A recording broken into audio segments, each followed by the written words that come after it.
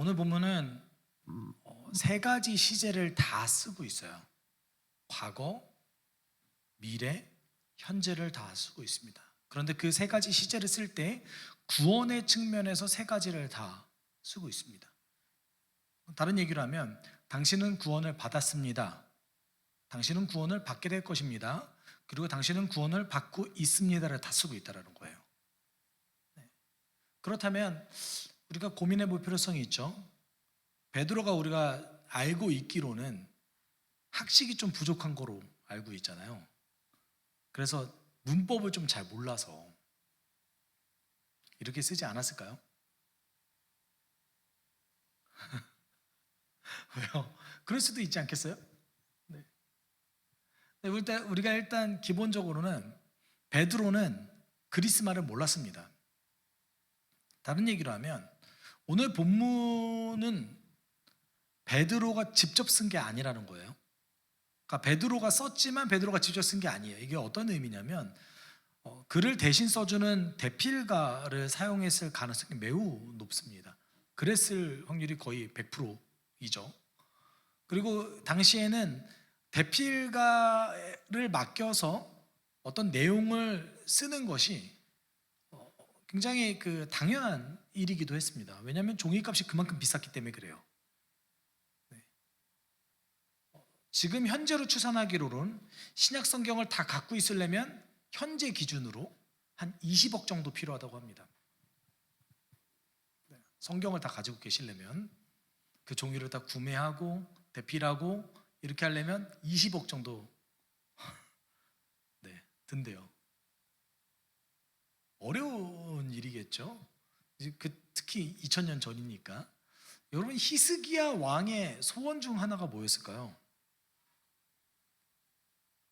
추정하기로는 히스기야 왕의 소원 중 하나도 솔로몬의 잠언을 다 모으는 것이 히스기야 왕의 어떤 업적 중 하나였습니다.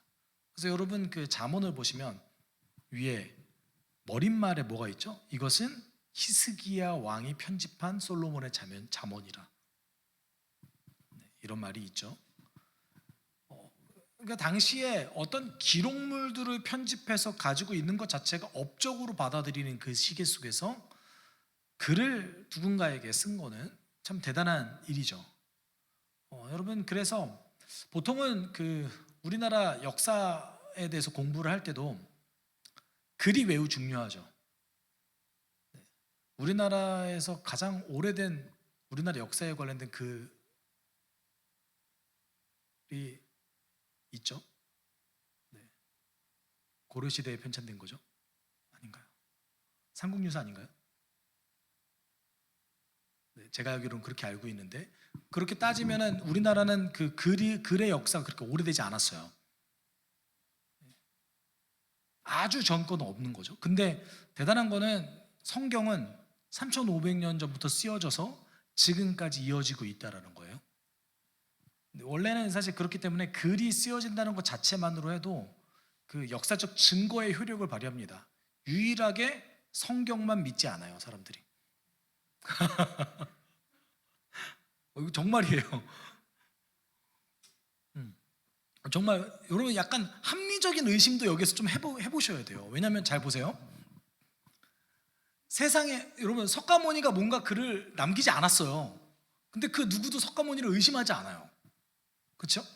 공자도 글 하나도 안 썼어요. 그 제자들이 글을 썼거든요. 소크라테스도 그 제자들이 글을 썼어요. 특별히 플라톤이 글을 썼어요. 근데 플라톤을 통해서 등장하는 소크라테스의 가르침을 그 누구도 부인하지 않아요.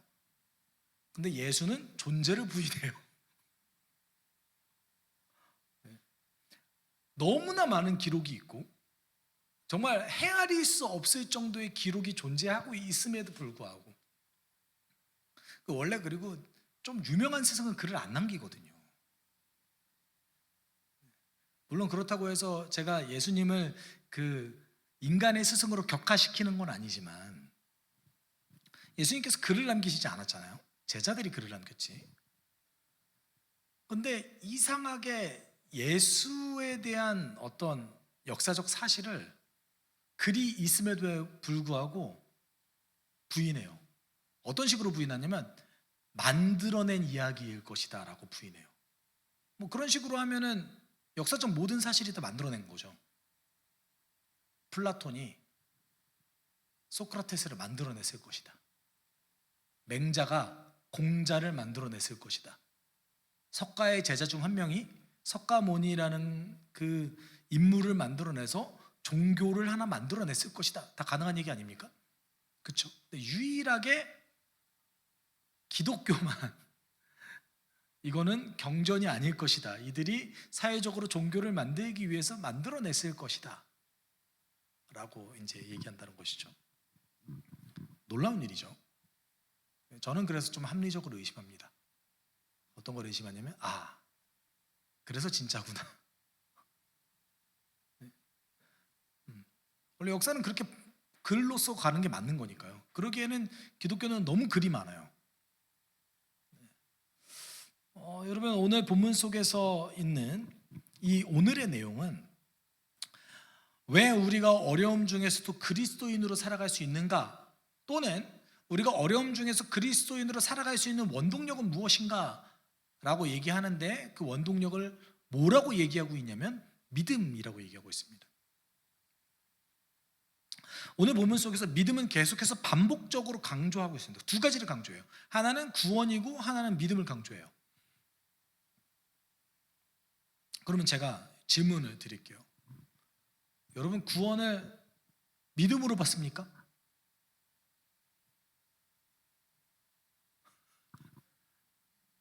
왜요? 그럼 잘 생각해 보세요.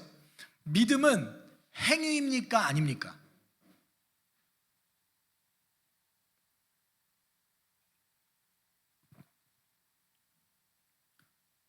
어렵나요? 어려울 수 있어요. 혹시 잘못 말하면 내가 잘못 알고 있는 걸까 봐. 여러분, 믿음은 행위입니까? 아닙니까?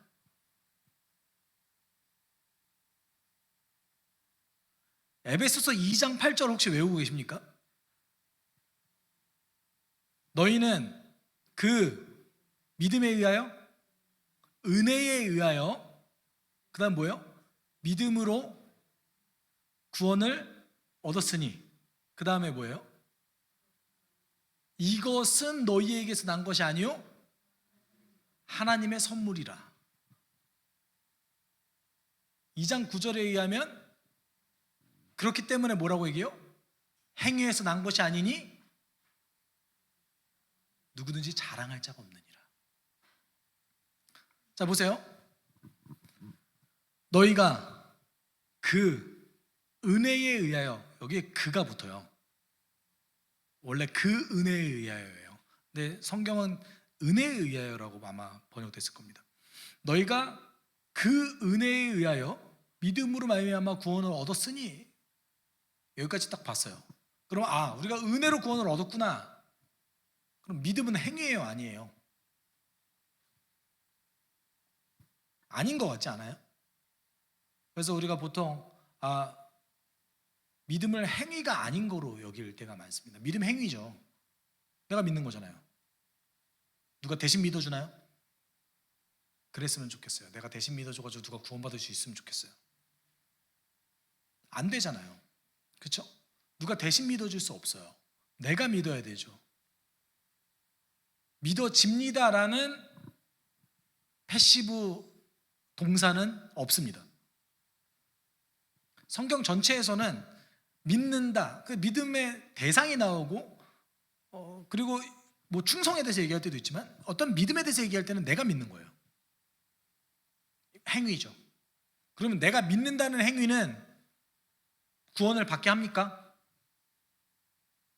구원을 받게 할 수 없죠. 내가 믿는다는 행위는 구원을 받게 할 수 없습니다. 당연하죠. 예수님의 공로로 우리는 구원을 받은 거니까요. 그렇기 때문에 내가 믿는다는 행위와 상관없이 예수님 때문에 우리가 구원을 받는 거예요. 이거를 받아들이냐 받아들이지 않느냐의 차이인 거죠. 오늘 본문 속에서는 예수님의 공로로 우리가 구원을 받았다라는 것을 과거, 현재, 미래 시제로 이야기하고 있습니다. 그런데 그것을 우리가 온전히 과거의 시점에서, 미래의 시점에서, 현재의 시점에서 누리는 결정적인 요소를 뭐라고 꼽고 있냐면 믿음이라고 꼽고 있어요. 그러니까 믿음은 하나님께서 사용하시는 도구예요, 도구. 믿음은 하나님께서 사용하시는 도구인데 그 도구를 통해서 우리로 하여금 뭘 하게 만드냐면 현실의 눈으로 보지 않고 하나님의 시각에서 살아갈 수 있게 만들어준다는 것이죠. 믿음이 중요해요, 안 중요해요?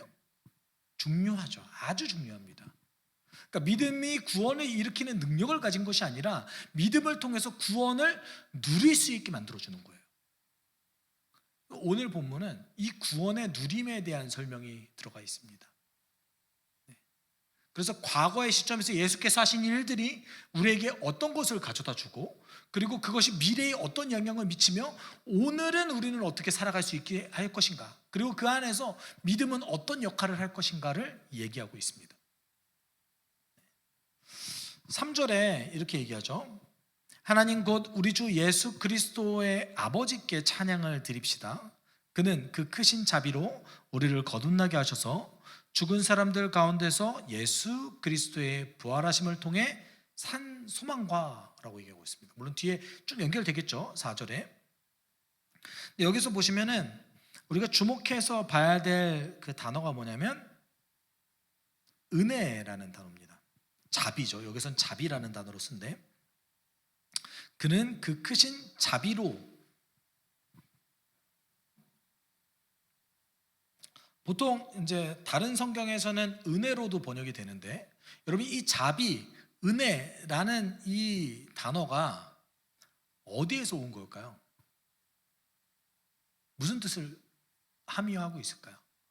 그럼 구약 성경에 보면 자비라는 단어가 등장합니다. 자비라는 단어가 등장해요. 그것이 이제 구약 성경에서는 헤세드라는 단어인데, 이 자비라는 단어가 원래 헤세드라는 단어가 약속에 근거한 사랑을 얘기할 때 헤세드라는 단어를 사용합니다. 원래는 사랑이 더 맞는 단어예요. 그래서 여기서 번역할 때 그 크신 사랑으로라고 번역을 해도 무방합니다. 70인경에서 구약 성경을 번역할 때 이 헤세드라는 단어를 뭐라고 번역했냐면 은혜라고 번역했어요. 그러면 우리가 신약 성경에서 은혜는 구약 성경에서의 헤세드, 그 자비라는 단어와 비슷하거든요. 근데 이 자비라는 단어가 어떤 것을 보여주고 있는 단어냐면 하나님께서 먼저 찾아오셔서 약속해 주신 그 사랑, 그걸 보여줘요. 그러면 잘 보시면 그 크신 자비로 우리를 거듭나게 하셔서 죽은 사람 가운데서 예수 그리스도의 부활하심을 통해 산 소망을 우리가 얻었대요. 살아있는 소망을 얻었대요. 그런데 여기서 보면 우리를 거듭나게 하셨다라는 것이 과거형입니다. 새로 태어나게 하셨다. 뭘 통해서요? 하나님의 사랑을 통해서. 하나님의 사랑을 통해서 우리를 새로 태어나게 하셨다. 근데 하나님의 사랑이 어디에 드러났어요? 예수 그리스도의 부활을 통해서 드러난 것이죠. 여러분 지금 새로 태어나게 하셨다, 구원받았다라는 뜻이죠. 이게 어느 시점을 얘기하는 거예요? 예수님 지금 죽으셨어요? 죽으실 거예요? 아니면 죽으셨어요? 죽으셨죠. 부활도 하셨죠. 그래서 우리가 거듭났어요. 그러니까 과거의 문제예요. 과거의 문제. 근데 이 과거의 문제를 우리가 지금 현재 받아들임으로 해서 어떤 일이 벌어졌어요? 3절 후반부와 4절에 보면 이렇게 얘기하고 있습니다. 우리 좀 같이 읽어볼까요? 그는 그 크신 자비로 우리를 거듭나게 하셔서 죽은 사람들 가운데서 예수 그리스도의 부활하심을 통해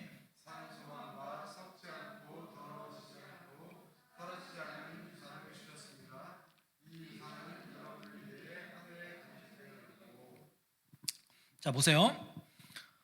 여기 보면은 과거에 벌어졌던, 과거에 거듭났던, 현재 얘기가 아니에요. 구원 받았대요.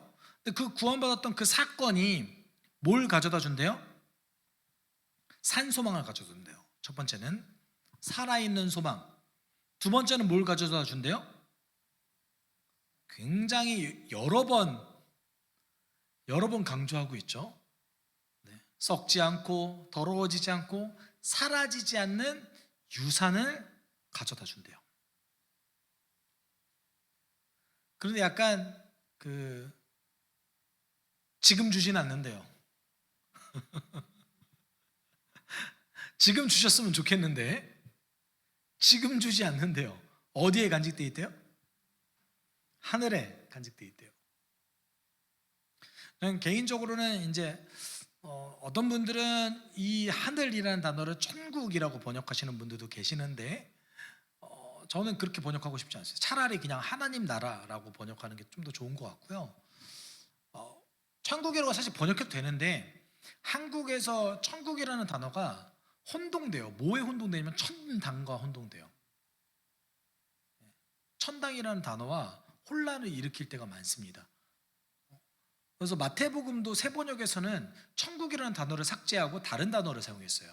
어떤 단어를 사용했죠? 하늘나라. 하늘나라라는 단어를 사용했습니다. 근데 이제 우리나라 무속신앙에서의 천당을 조금 보여주는 것 같아서 그런 거예요. 아주 대표적으로 우리나라 무속신앙의 천당의 모습을 그 과정을 잘 보여주고 있는 게 여러분 영화 신과 함께 보면은 이제 지옥 가지 않고 천당에 가려고 엄청 노력을 하잖아요. 네. 우리나라가 가지고 있는 정서입니다. 근데 이제 그게 원래 기독교에 없는 개념인데 그것이 이제 한국 교회에 들어온 거죠. 네. 여러분 생각보다 우리가 천국과 지옥에 대해서 가지고 있는 이미지가 한국은 이 무속신앙의 영향을 좀 받았고요. 그리고 유럽 쪽은 그리스 로마 신화의 영향을 좀 받았습니다. 네. 거기도 보면은 이제 지옥을 지키고 있는 수문장이 있다든지 지옥과 천국을 좀 나누고 있다든지 뭐 이런 개념들이 등장하죠. 근데 두 개 준대요. 그러니까 예수님께서 과거에 하신 일이 십자가와 부활이 우리 가운데 두 개를 준대요. 두 개 뭐죠? 산소망, 유산. 여러분 유산 좀 있으세요? 유산 좀 받으셨어요? 네. 왜 유산이라는 단어를 썼을까요? 소망은 정말 많이 나와요. 어느 곳을 가든 소망이라는 단어는 많이 나옵니다. 이 두 가지 단어를 썼던 이유가 있어요. 살아있는 소망, 유산이라는 말을 썼던 이유가 있는데 여러분 AD 49년에 우리 사도행전 본문에도 등장했던 글라우디오 황제가 로마 전체에서 기독교 추방령을 내려요.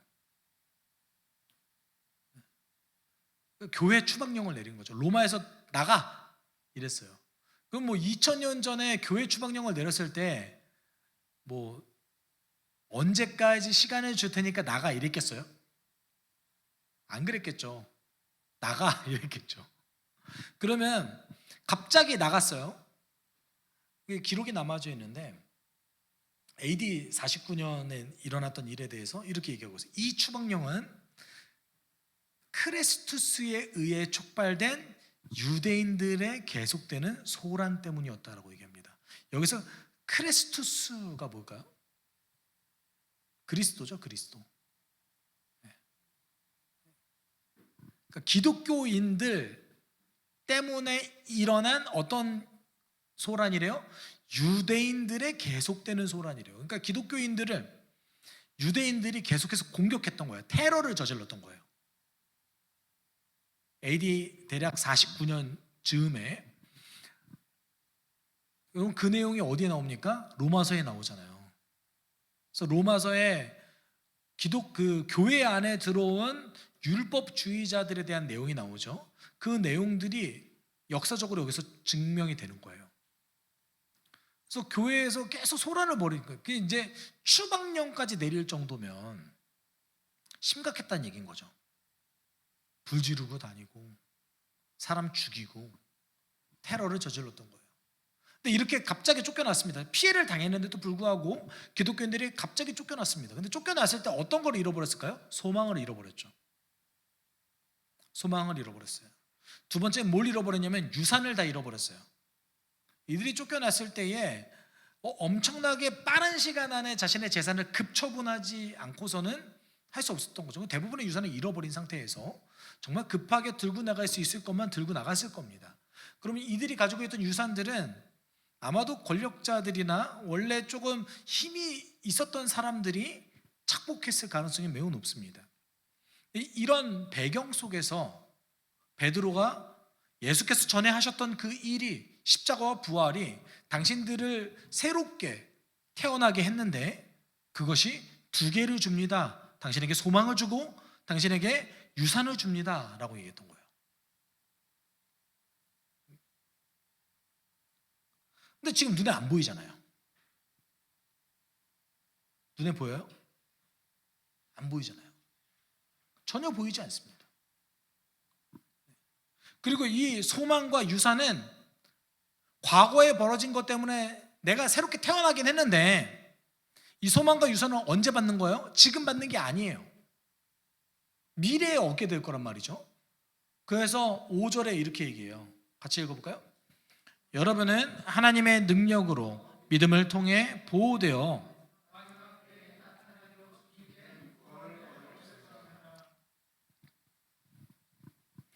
지금 5절에서 뭐라고 얘기합니까?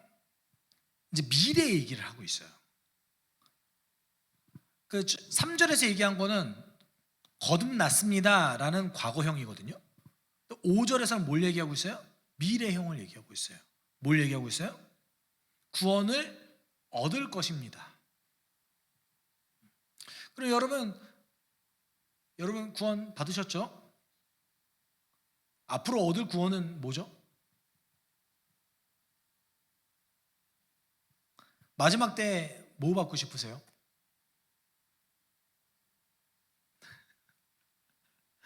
예수님 지금 오신다고 생각해 보십시다. 여러분 한 5초 정도 후에 예수님 오세요. 뭐 받고 싶으세요?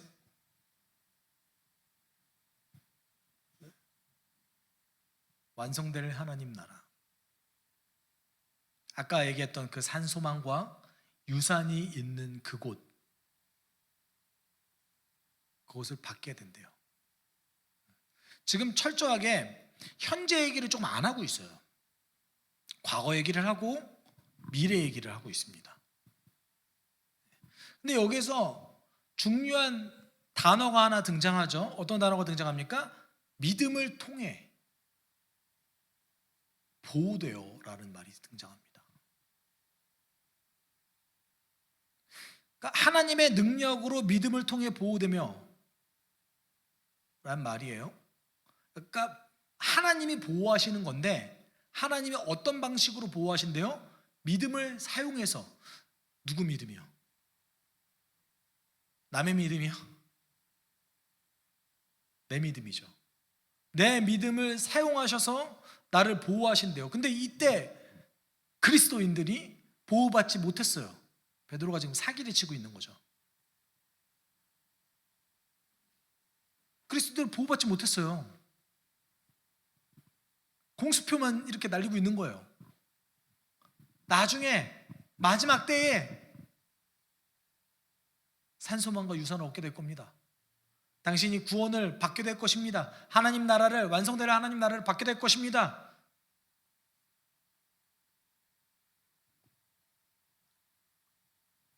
베드로가 좀 거짓말을 하는 걸까요? 아니요. 믿음이 우리 삶에 어떤 작용을 하고 있는지를 보여주고 있는 거죠.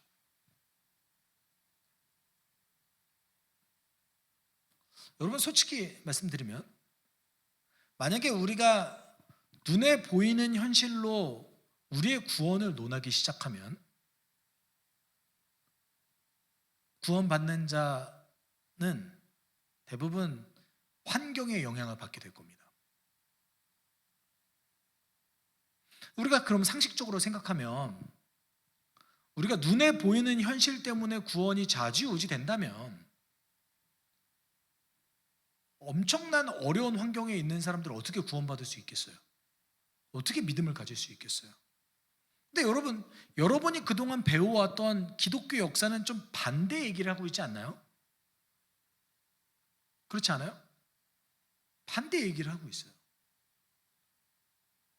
세계 역사는 그걸 증명하고 있어요. 오히려 반대로 어려울 때 구원받는 자의 숫자가 점점 더 늘어나고 있고, 여러분 인생 가운데 주님에 대한 가장 소중한 기억은 행복할 때보다 고통스러울 때가 더 많습니다.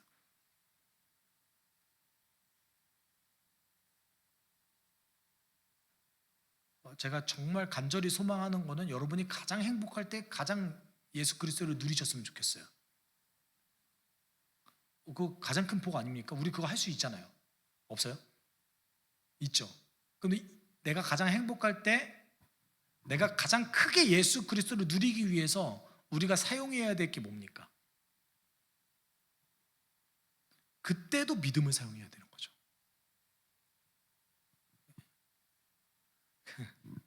고통스러울 때 주를 찾는 거는 억지로 안 해도 되시잖아요. 억지로 하셔야 돼요?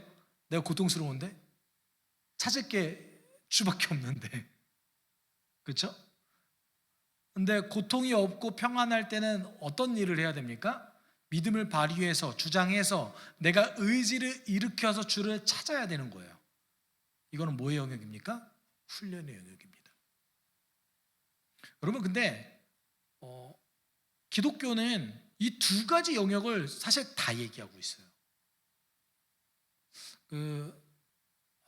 저는 개인적으로는 기독교 역사를 평가할 때 아주 단편적으로 평가하는 분들이 계시더라고요. 근데 모든 인물은 입체적이잖아요. 그렇죠? 그래서 예를 들어서 종교개혁 평가하는 거 아주 좋게 평가하고 뭐 대단한 일로 평가하는 거 좋습니다. 저도 그렇게 평가합니다. 그런데 그 중세 천년의 기간이 아주 의미 없는 기간이라고 여기는 것도 좀 문제가 있어요. 왜냐하면 그 기간 동안에 사실은 기독교인들이 했던 것이 뭐냐면 깊이를 연구했어요. 깊이를.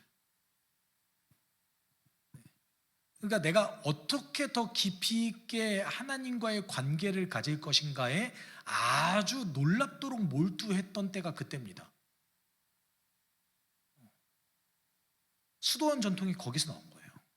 아주 깊이 있게 내 인생이 전부를 들여서 그와의 관계를 추구했던 거예요.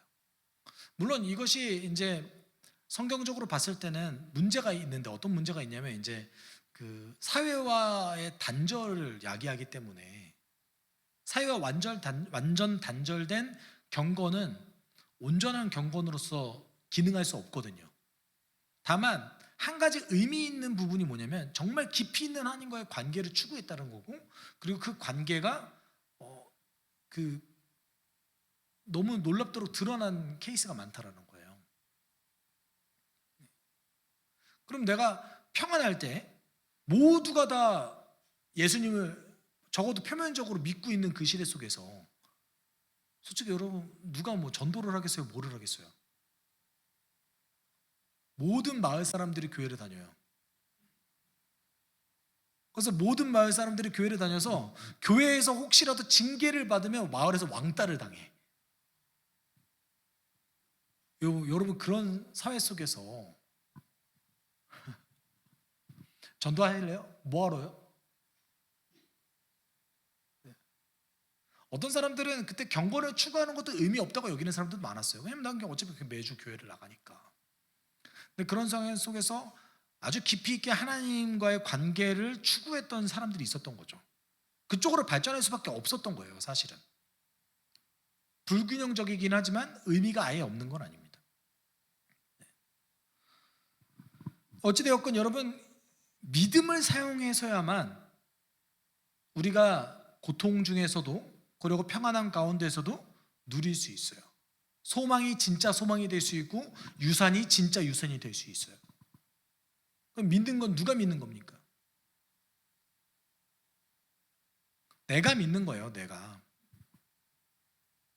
그런데 내가 믿을 때에 우리를 돕는 분이 계세요. 그분이 누구세요? 그분이 성령님이세요. 네, 그분이 성령님이세요.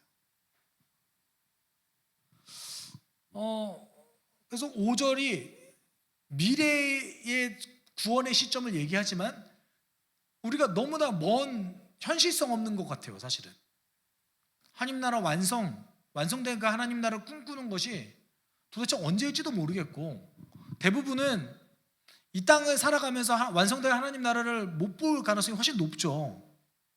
그럼에도 불구하고 그것을 소망하고 꿈꿀 수 있는 가장 결정적인 이유, 도구, 그것이 무엇이겠습니까? 그게 믿음인 거예요.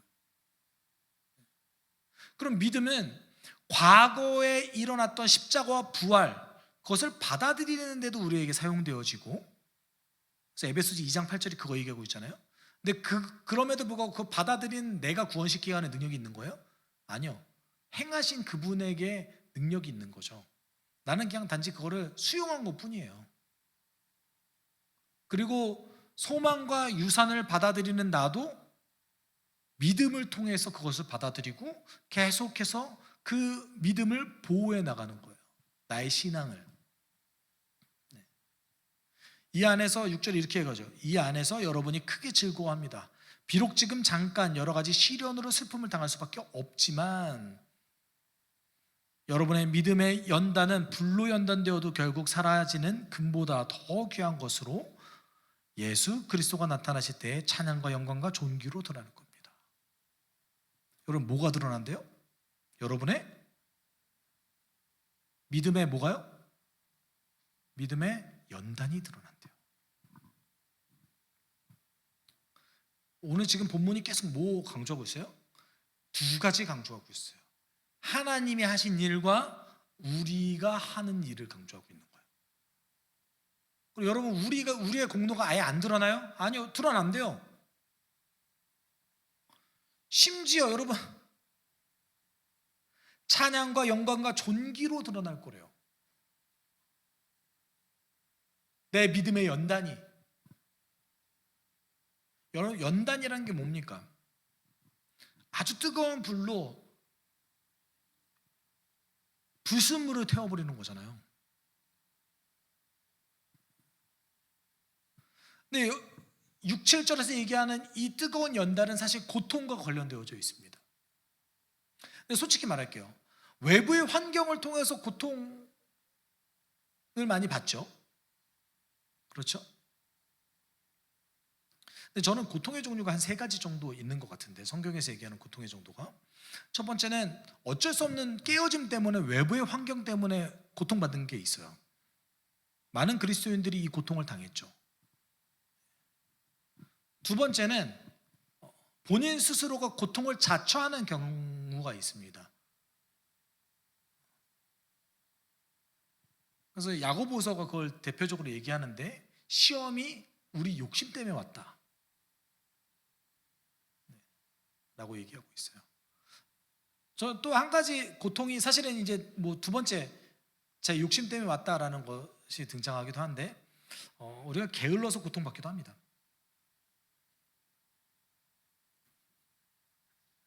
여러분, 그 주님께 의지를 발휘해서 내가 믿음을 가지고 경건 생활을 하는 것도 어떤 의미에서는 연단의 과정이에요. 그것도 고통이 아닌 게 아니에요. 그것도 일종의 고통의 일환인데 내 스스로 내 의지를 발휘해서 하는 것뿐인 거예요. 여러분, 특별히 말씀 읽고 기도하는 거를 꾸준히 하는 건 쉽지 않죠. 이것이 아주 자연스럽게 되시는 분 계십니다. 아주 극소수로. 제 주변에서는 극소수로 봤어요. 제가 신앙인이 100명 있다 싶으면 한 10분 정도는 그렇게 스스로 하시더라고요. 한 90분 정도는 억지로. 아주 억지로. 한 분, 내가 그런 분 봤어요. 한 분. 일 끝나는 게 너무 즐겁대요. 집에 가서 말씀 볼 생각하니까. 한 분 봤어요. 한 분.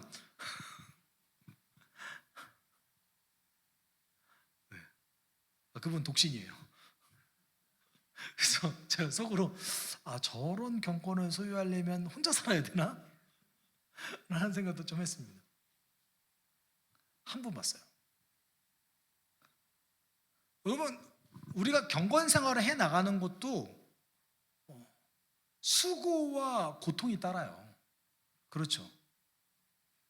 그래서 내 스스로 뭔가 하기 싫잖아요. 고통 스스로 받고 싶어 하는 사람이 어디 있어요, 세상에. 제가 이거를 특권이라고 말하고 싶은데, 특권이죠. 특권인데, 그렇지만 여러분, 훈련은 고통이 따르는 게 사실입니다. 그렇잖아요. 뭘 잘하게 되려면 연습과 노력이 필요하지 않겠어요? 그 연습과 지겨운 반복이 항상 좋을 수는 없잖아요. 그런 의미에서 이 수요 기도회는 훈련의 일환일 수도 있죠. 아니셨으면 좋겠습니다.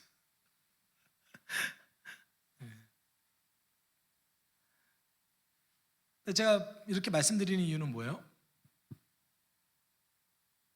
믿음을 발휘하는 것에서는 내가 내키지 않아도 내 믿음을 발휘해서 해야 될 게 있다라는 것을 뜻합니다.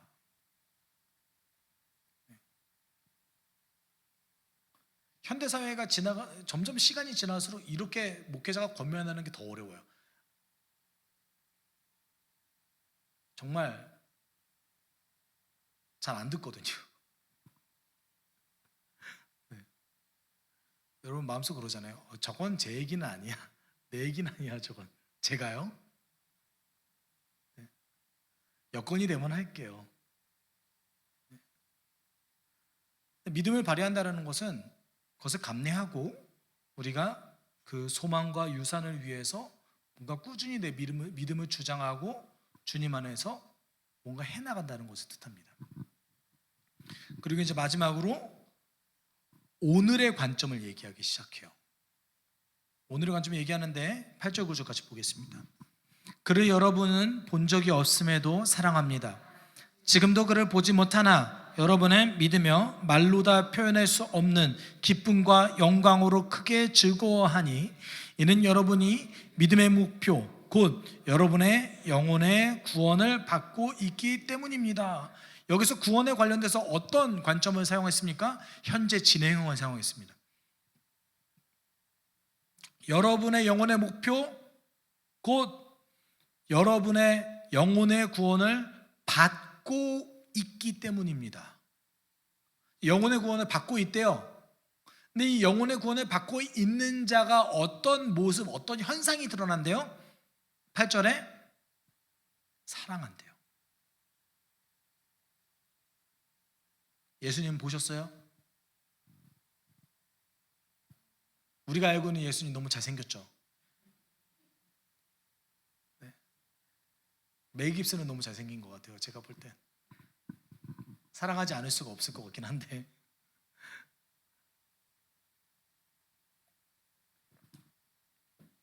잘 보세요. 여러분 예수님 사랑하잖아요. 그렇죠?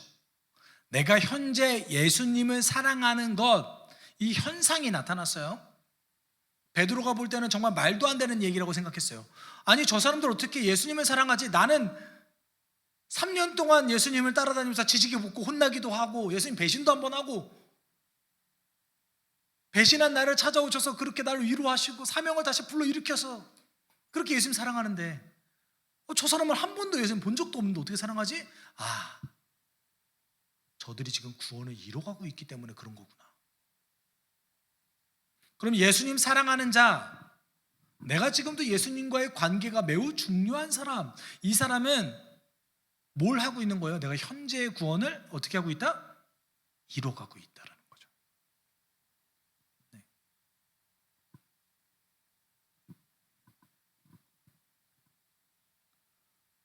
단지 예수님 사랑만 해요? 아니요. 어떻게 한대요? 크게 즐거워하고 있다라고 얘기하고 있어요. 여러분 예수님 사랑하죠? 크게 즐거워하십니까? 몇몇 분은 아멘이기도 하고 몇몇 분은 거기까지는 제가 잘 모르겠어요. 제가 항상 이렇게 말씀드리는 거는 저는 베드로가 이 말씀을 기록했을 때 굉장히 감격에 차서 썼을 거라고 생각합니다. 그런데 사람마다 성향이라는 게 있어요. 어떤 사람은 이만큼만 즐거워한 게 정말 크게 즐거운 거일 수도 있고 어떤 사람은 이만큼 즐거울 수도 있잖아요. 여러분은 어디에 속하십니까? 저는 이게 엄청 크지 않아서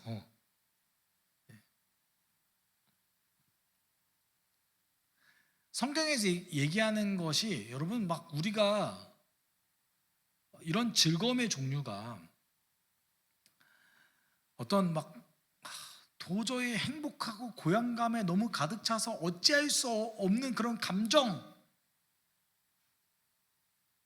생각하지 않으셨으면 좋겠습니다.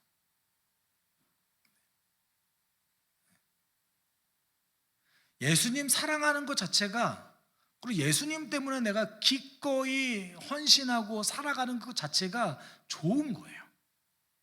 이게 즐거워하고 있는 거죠.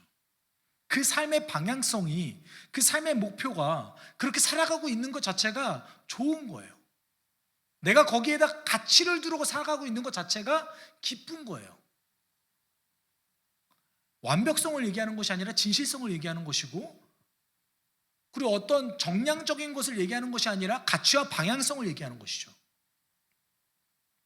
그런 삶이 좋지 않아요? 그런 삶이 즐겁지 않아요? 뭐에 대한 증거래요? 내가 지금 현재 구원을 받고 있다라는 증거인 거예요.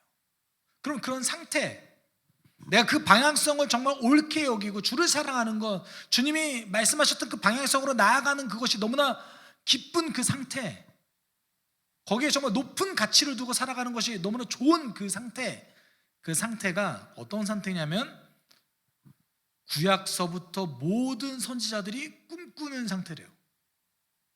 천사들조차 꿈꾸는 상태래요. 그것이 10절과 12절입니다. 좀 길지만 보세요.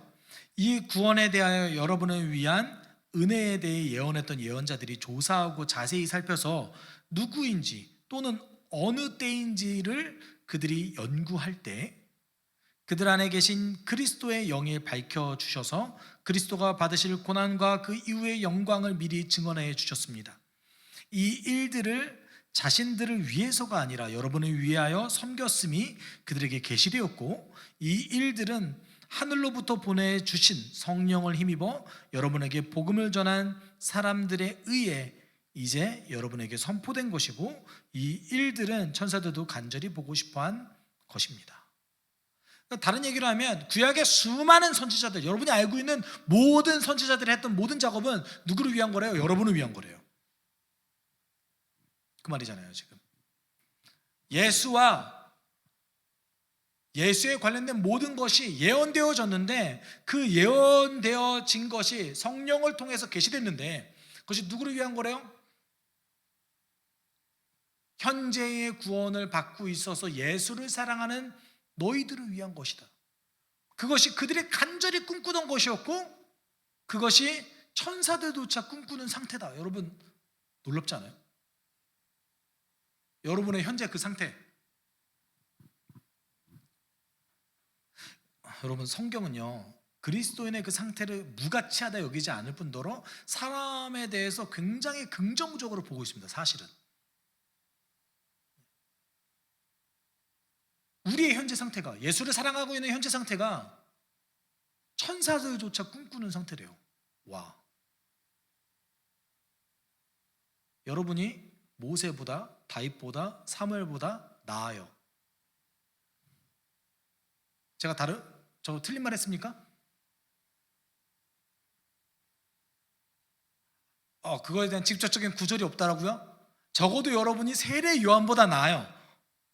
읽어볼까요?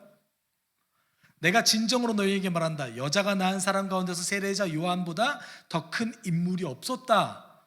그런데 하늘나라에서는 아무리 작은이라도 요한보다 더 크다. 여기서 얘기하는 하늘나라가 완성된 하나님 나라 아니고 이미 임한 하나님 나라예요.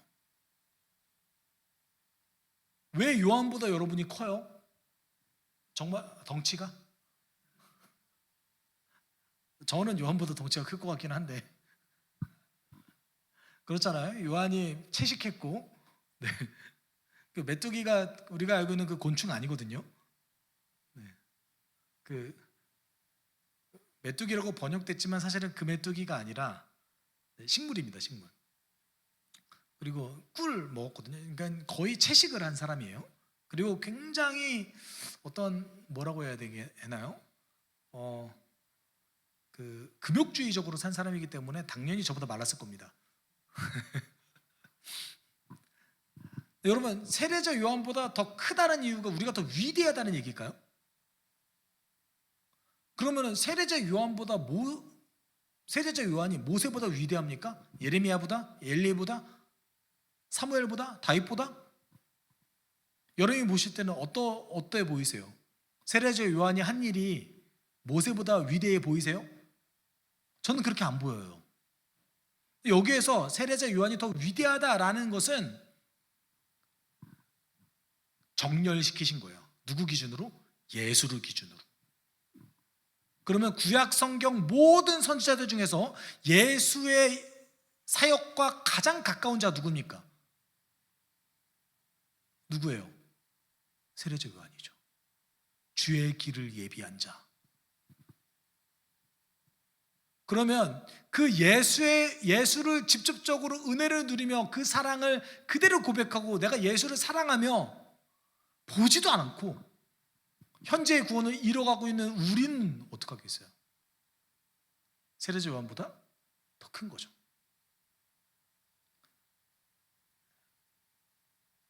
세례자 요한이 그렇게 꿈꾸던 상태를 우리는 지금 하고 있어요.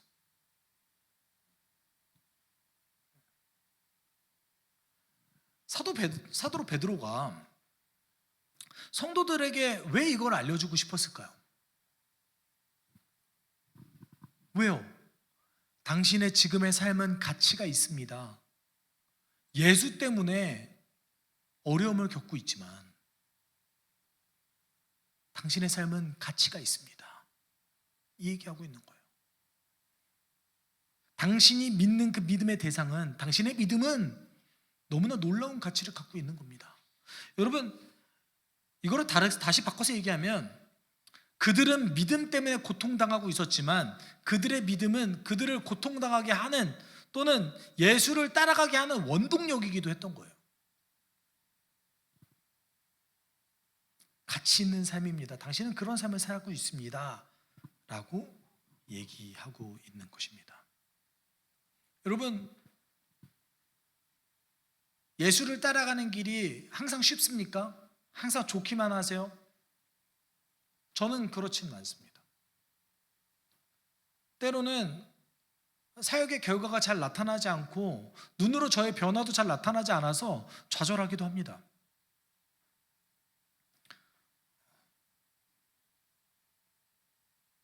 이렇게 설교를 하다가도 마음속에 어떤 마음이 들 때가 있냐면 지나 잘하지.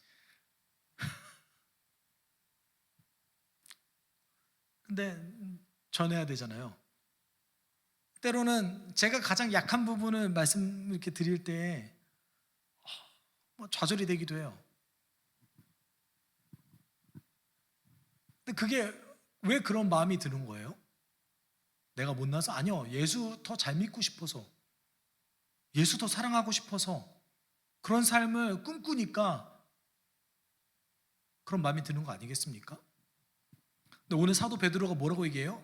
그 삶이, 그 방향성이 너무나 귀하고 가치 있는 일이다 라고 얘기하고 있습니다. 근데 그 삶을 계속해서 지속하기 위해서 우리에게 뭐가 필요하다? 믿음이 필요하다라는 것이죠. 어떤 믿음입니까?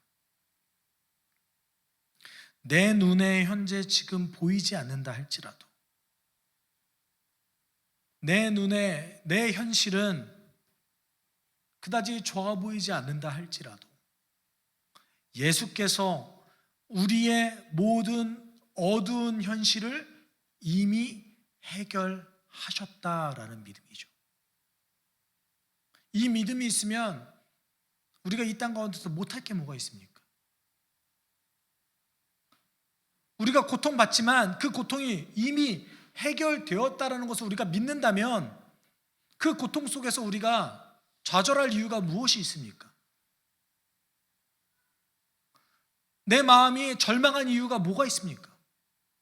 믿음이라는 것은 내가 하는 겁니다. 내가 그것을 받아들여서 주장하는 겁니다. 때로는 사단이 나를 속인다 할지라도 우리가 소망을 품고 살아갈 수 있는 방법 어디에 있습니까? 믿음을 가지고 살아가는 것인 것이죠. 여러분, 그러면 어떤 믿음을 가지고 살아갈 겁니까? 저는 이런 믿음 가졌으면 좋겠어요. 나는 문제가 많지만 내 문제를 예수께서 이미 해결하셨다. 예수께서 이미 나의 구원의 놀라운 목표를 이루셨다 라는 믿음을 항상 주장하며 사셨으면 좋겠습니다.